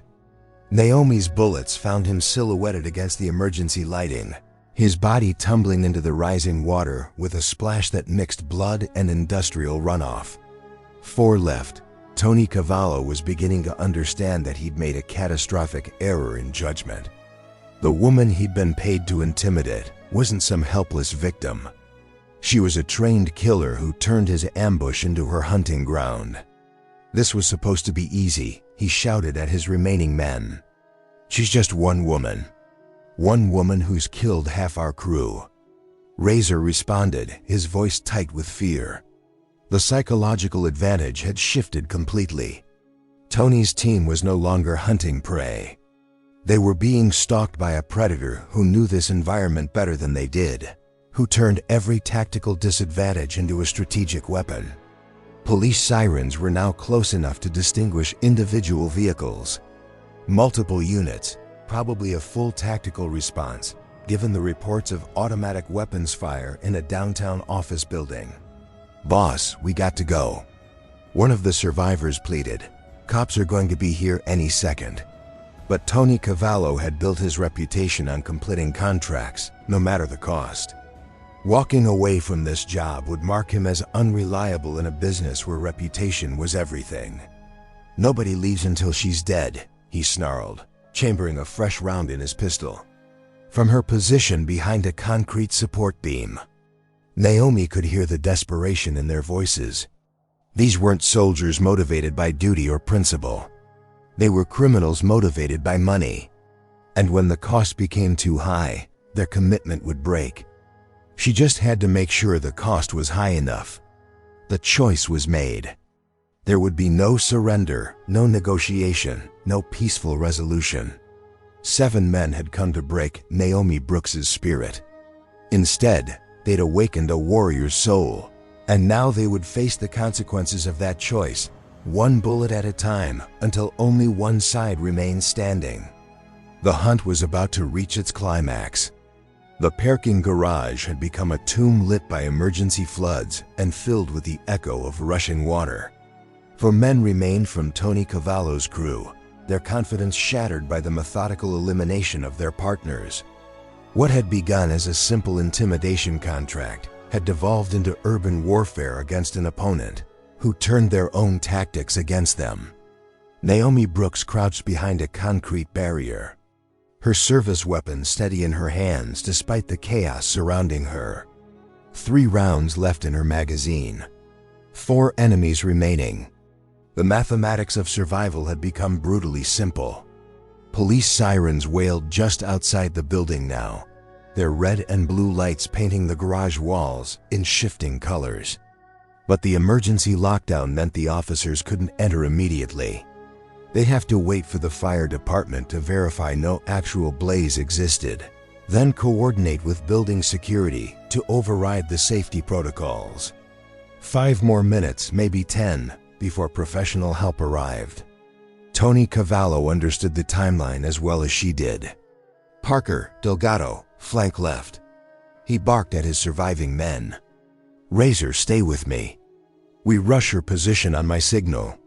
Naomi listened to their coordination with professional interest. They were adapting, trying to use superior numbers to overwhelm her remaining advantages. In different circumstances, with different training, it might have worked, but they were still thinking like criminals instead of soldiers. She reached into her pocket and pulled out her last tactical advantage, a small mirror she'd salvaged from her cleaning cart. Angling it carefully, she could see around the concrete barrier without exposing herself to enemy fire. Parker and Delgado were moving as ordered, creeping between parked cars toward her left flank. Their approach was cautious but predictable, following the most obvious covered route. Razor and Tony remained in overwatch positions, ready to provide suppressing fire when their partners got close enough for the final assault. Standard small unit tactics, executed with reasonable competence. The problem was that Naomi had spent 20 years fighting people who'd written the book on small unit tactics. She closed her eyes and listened to the sounds of their movement. Footsteps on wet concrete, the soft scrape of clothing against metal, the barely audible whisper of nervous breathing. After 3 combat deployments, she could track enemy fighters by sound alone. Parker was 12 feet away and closing. Delgado hung back slightly, providing cover for his partner's advance. In 30 seconds, they'd be close enough to coordinate with Tony and Razor for a 4-direction assault that would overwhelm even her superior position. Time to change the rules of engagement. Naomi pulled the pin from the emergency fire extinguisher mounted on the concrete pillar beside her. The pressurized chemical foam erupted in a massive cloud that filled the immediate area with thick, choking vapor. Visibility dropped to zero as the white foam mixed with the flooding water to create a slippery, disorienting mess. "I can't see anything." Parker's voice carried panic as he stumbled through the chemical fog. "Where is she?" "Keep moving. She's got to be close." But Naomi was already gone, having used the concealment to relocate to a position behind their advancing line. The fire extinguisher foam would dissipate quickly, but it had bought her the few seconds she needed to turn the hunters into the hunted. Delgado emerged from the chemical cloud first. His pistol extended as he searched for targets in the swirling mist. He never saw Naomi approach from his blind spot, never felt the blade of her cleaning cart key slice across his carotid artery with surgical precision. He dropped to his knees, hands clutching his throat as his life pumped out between his fingers. The wound was precise, professional, designed to incapacitate quickly and quietly. 3 left. Parker found his partner's body 30 seconds later and began screaming with rage and terror. "She got Delgado. She got him. Where?" Tony's voice cut through the chaos. "I don't know. The foam is everywhere. I can't see her." Naomi was moving again, using the acoustic confusion and remaining chemical concealment to reposition for her next engagement. The emergency lighting created harsh shadows that she used for cover. While the flooding water masked the sound of her footsteps, she'd become the ghost in their machine, the invisible predator turning their own environment against them.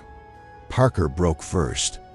The psychological pressure of hunting an enemy who could kill his partners without being seen finally shattered his nerve. He ran for the garage exit, his weapon forgotten in his desperate flight from the nightmare the parking garage had become. He made it 20 feet before Naomi's bullet found his spine, dropping him face first into the polluted water where he lay motionless except for the occasional twitch of dying nerves. 2 left.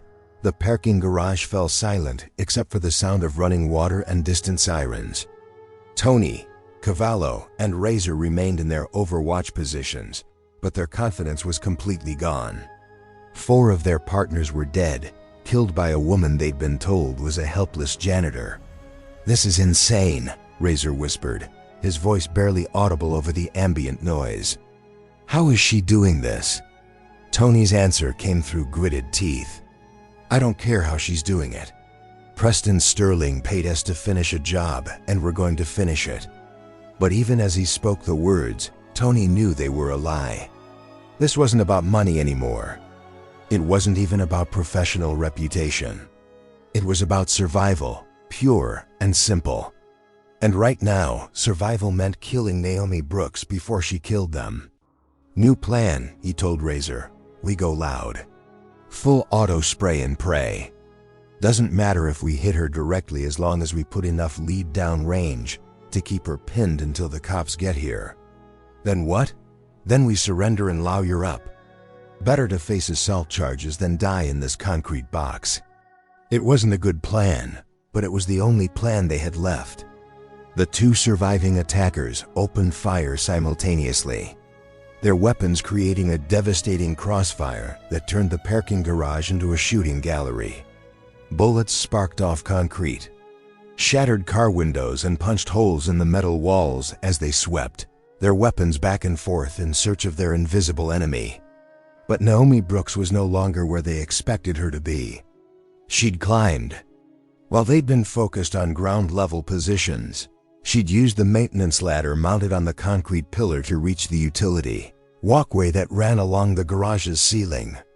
From her elevated position, she had a clear view of both remaining attackers while staying outside their field of fire.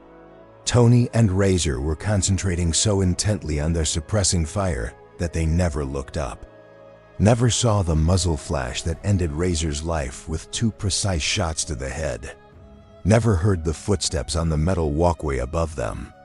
Never realized they were down to the last man until Tony found himself alone in the flooded garage, surrounded by the bodies of his crew, facing an enemy he could no longer see. Where are you?" He screamed into the echoing space. "Show yourself." Naomi's voice seemed to come from everywhere and nowhere, amplified by the concrete acoustics into something approaching divine judgment. "You came here to hurt an innocent woman, to break her spirit, because a coward with money told you she needed to learn her place." Tony spun in circles trying to locate the source of her voice while his weapon tracked shadows and reflections.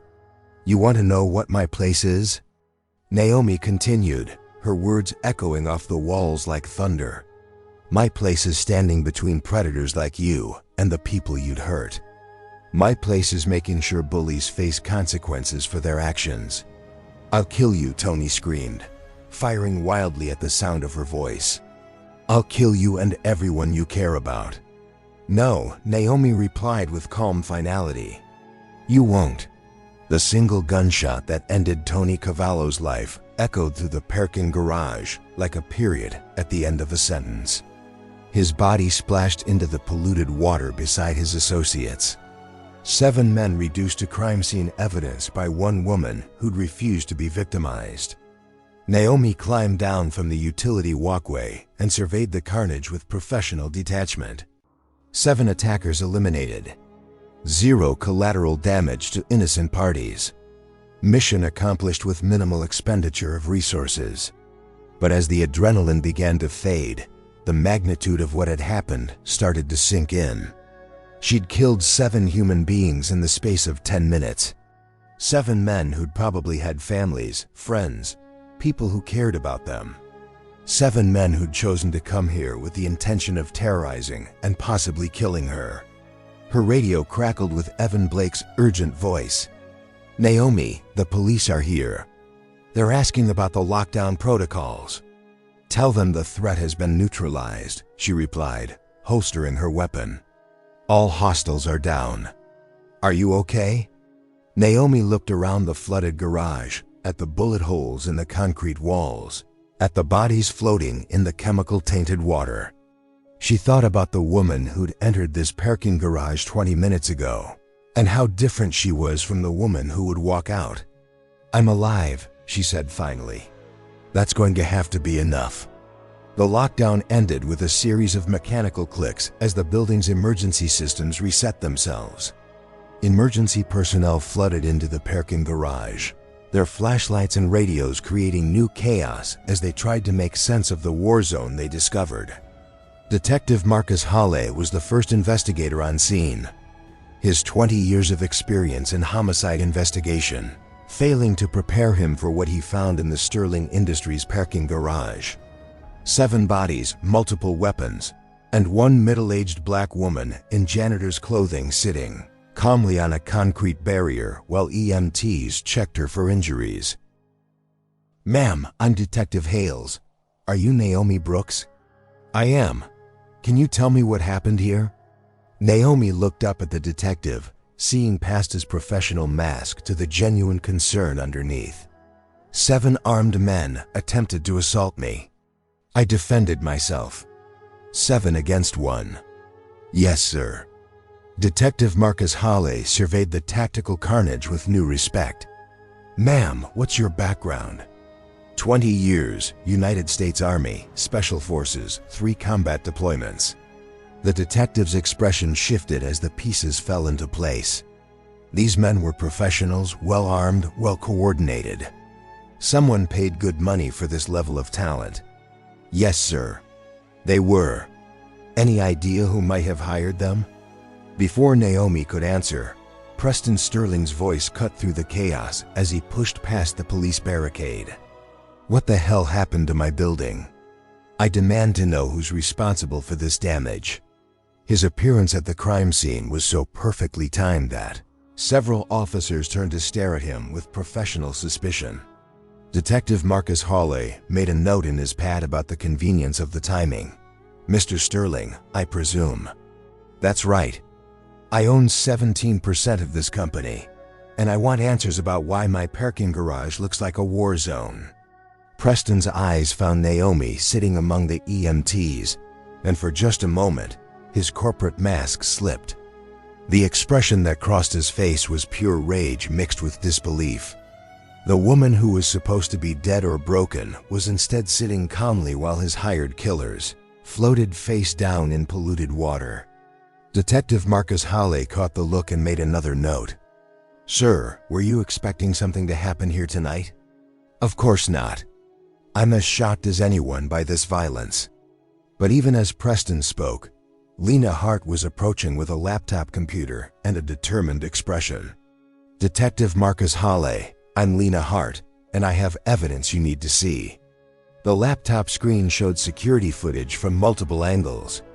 Preston's meeting with Tony Cavallo, the attackers entering the building, the entire firefight from start to finish. Alex Wu had not only restored the surveillance system, but had recorded everything on multiple servers with timestamps and digital signatures that would stand up in court. Preston's face went white as he realized his carefully constructed plan had been documented from beginning to end. "This footage shows premeditation," Detective Marcus Hawley observed. "Conspiracy to commit assault, possibly attempted murder." Grace Park stepped forward with another folder. "Detective, I'm the company's HR director. This contains Preston Sterling's history of harassment complaints, all of which were covered up by corporate policy." Evan Blake appeared with his security logs. "These show Mr. Sterling's unusual behavior leading up to tonight's attack." One by one, Naomi's colleagues presented evidence that painted a comprehensive picture of conspiracy, harassment, and attempted murder. The corporate executive who thought himself above consequences was watching his world collapse in real time. "This is absurd," Preston protested. "These people are clearly fabricating evidence to protect a violent criminal." Detective Marcus Hawley looked from Preston to Naomi, then back to the laptop, showing Preston's conversation with Tony Cavallo. "Sir, you have the right to remain silent." As Preston Sterling was led away in handcuffs, his protests echoing through the parking garage, Naomi finally allowed herself to feel the weight of exhaustion settling over her shoulders. It was over. The 2-year campaign of harassment, the escalating threats, the final violent confrontation, all of it was finished, and she was still alive.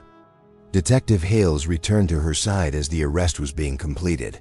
"Ms. Brooks, I have to ask, do you regret what happened here tonight?" Naomi considered the question carefully. 7 men were dead because one man's wounded pride had escalated beyond all reason. A corporate parking garage had been turned into a battlefield because she'd refused to accept dehumanizing treatment. "I regret that it was necessary," she said finally. "But I don't regret defending myself. The district attorney will review everything, but based on the evidence I've seen tonight, I don't expect you to face charges." This was clearly self-defense against multiple armed attackers. As the crime scene team continued their work, Naomi's colleagues gathered around her with expressions of awe, relief, and genuine affection. "You saved all of us," Lena said quietly. "If Preston had gotten away with this, none of us would have been safe." "We're family now," Frank Dalton added gruffly. "And family looks out for each other." Naomi looked around at their faces, these ordinary people who'd risked their jobs and their safety to stand with her when it mattered most. For the first time since leaving the army, she felt like she belonged somewhere. "Thank you," she said, her voice thick with emotion. "All of you. I couldn't have survived this alone." As the sun began to rise over Prospect City, painting the parking garage in shades of golden red, Naomi Brooks walked out of the building for the last time as an employee of Sterling Industries. But she wasn't walking out as a victim or a refugee. She was walking out as a victor, surrounded by friends who'd chosen courage over comfort, justice over job security.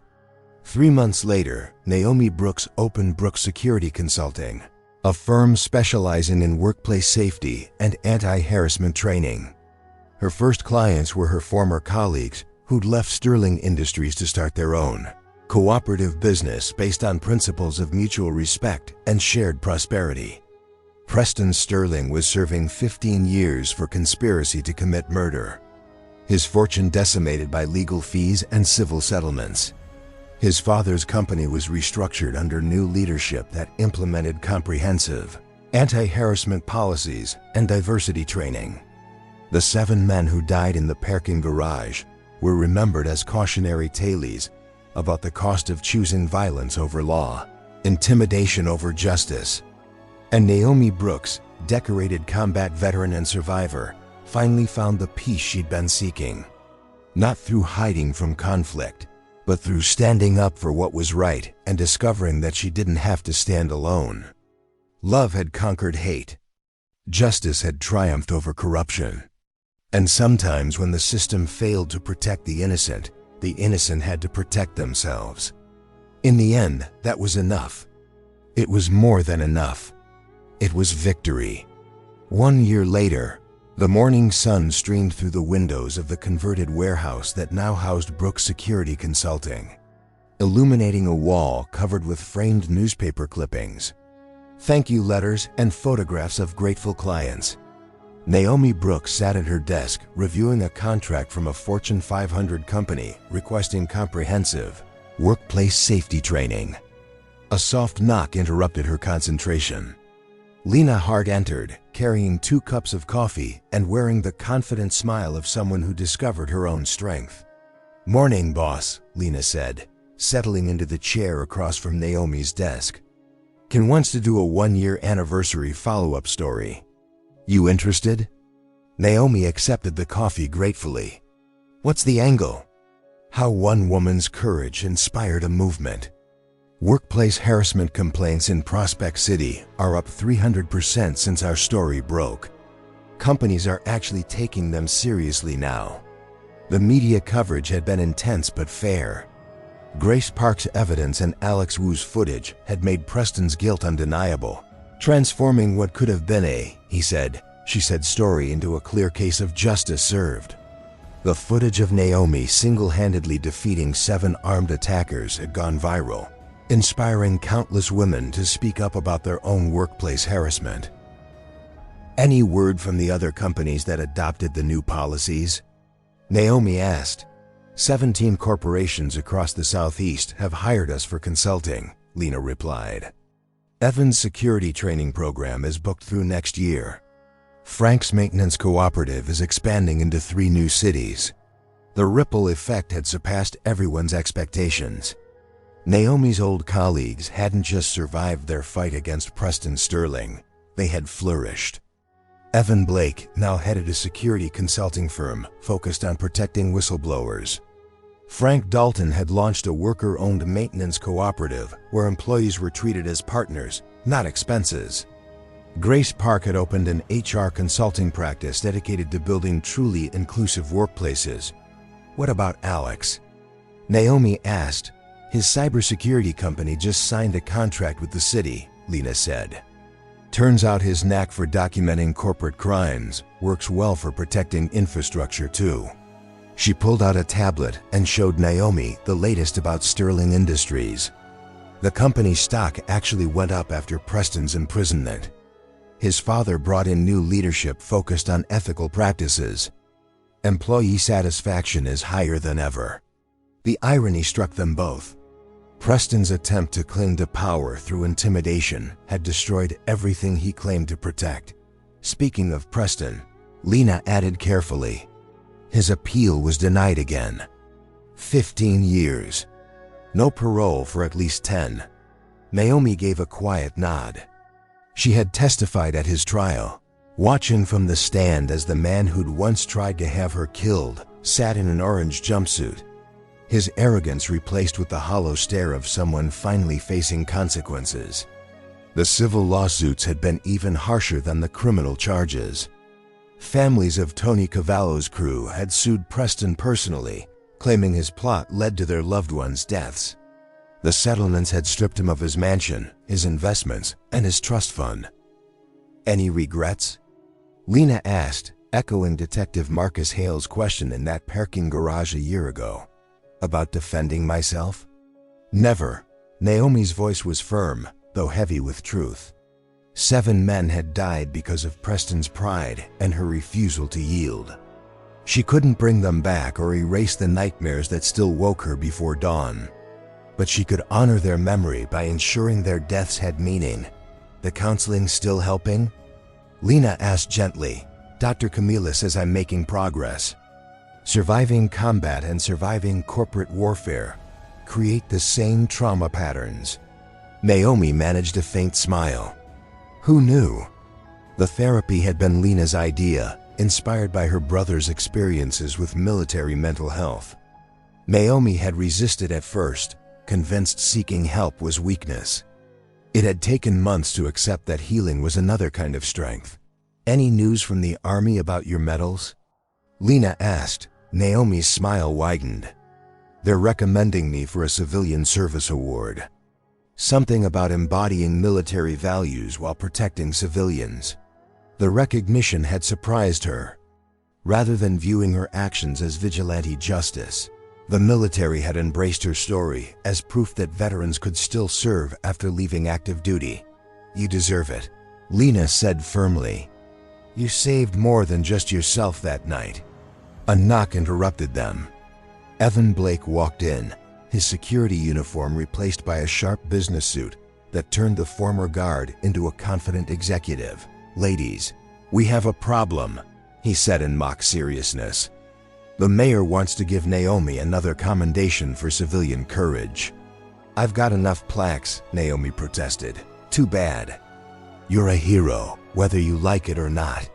The words still unsettled her. Heroes were supposed to stop violence, not fight through it. They were supposed to save lives without leaving 7 bodies behind. But her therapist had helped her see heroism differently, not as perfection, but as ordinary people making extraordinary choices when the moment demanded it. Speaking of recognition, Evan continued, a documentary filmmaker called. Netflix wants to cover our story. Absolutely not. Wait, they want to highlight workplace harassment and corporate accountability, your story, but framed as part of a larger movement. Naomi considered it. A year ago, she would have refused instantly, desperate to disappear into anonymity. But now she knew her experience carried a responsibility beyond her comfort. What's their message? She asked. That ordinary people can change systems that seem unchangeable. That standing up to bullies, even powerful ones, can inspire others to find their own courage. Before she could answer, Naomi's phone buzzed with a text. Ms. Brooks, my name is Sofia Alvarez. My boss has been harassing me for months, and HR won't help. I saw your story. Can we talk? Similar messages came daily from women, men trapped in hostile workplaces, searching for guidance on how to fight back without losing everything. Each reminded Naomi that her battle with Preston had been about more than herself. Set up the meeting. With the documentary people, she told Evan, but I want editorial control over my story. Done. Evan left to make arrangements. Lena showed her one last update. The DOJ wrapped their investigation into corporate harassment cover-ups. Turns out Preston's case wasn't isolated. They're recommending federal legislation requiring all harassment settlements be reported to a central database. They're calling it the Brooks Act in Washington, she added. It would keep serial harassers from hopping between companies and leaving trails of victims. So our little parking garage fight might actually change federal law? Naomi asked in disbelief. Our little parking garage fight already changed everything, Lena corrected. The law is just catching up. As the afternoon light stretched across the office, Naomi thought about her journey from a janitor living in fear to a businesswoman driving national change. The path had been lined with blood, trauma, therapy sessions, and hard-won victories, but also with friendship, courage, and the realization that standing up for what's right creates ripples far beyond one night's fight. Her phone rang, pulling her back. Unknown number. Brooks Security Consulting. This is Naomi. Ms. Brooks, this is Colonel Linda Joe, United States Army Special Operations Command. I have a proposal that may interest you. Naomi straightened automatically, her military bearing returning. I'm listening, ma'am. We're developing a program to help veterans transition to civilian careers. We need someone with your unique experience to design training that bridges military skills with corporate life. The offer was unexpected yet perfect. A chance to help other veterans navigate the transition she'd struggled with, to turn her hard-learned lessons into guidance for others facing similar challenges. When do you need an answer, Colonel? Take your time, Sergeant Brooks. But know that your country still has work for soldiers like you, even in civilian clothes. After ending the call, Naomi sat quietly in her office, surrounded by the evidence of how much her life had changed. A year ago, she'd been invisible, powerless, trapped in a cycle of abuse she couldn't escape. Now she was building something that mattered, helping others find their strength, creating change that would outlast her own lifetime. The cost had been enormous. 7 lives lost, including men who might have chosen differently if given better options. Trauma that would require ongoing management, scars that would never fully heal. But the result was a world where workplace predators faced real consequences, where victims found the courage to speak up, where systems designed to protect the powerful were being challenged and changed. Lena looked up from her computer. So what's the verdict on the documentary? Naomi smiled, feeling the weight of responsibility and the lightness of purpose settling over her like a comfortable uniform. Tell them yes, but make sure they understand something. This story isn't about one woman's fight against one bad man. It's about what happens when ordinary people decide they deserve better than the world they've been given. And then they go out and build it themselves. Lena finished. Exactly. As the sun set over Prospect City, painting the sky in shades of gold and crimson, Naomi Brooks looked out at the city that had witnessed her transformation from victim to victor. Tomorrow would bring new challenges, new people seeking help, new opportunities to turn individual courage into collective change. But tonight, she was content in the knowledge that sometimes, when you refuse to accept injustice, you don't just change your own life, you change the world. Thank you for staying with me until the very end of this incredible journey. If this story touched your heart, wait until you see what's coming next. It's even more powerful and inspiring than you can imagine. So don't go anywhere. Click on that video showing on your screen right now to dive into another amazing story that will absolutely blow your mind. Trust me, you won't regret it.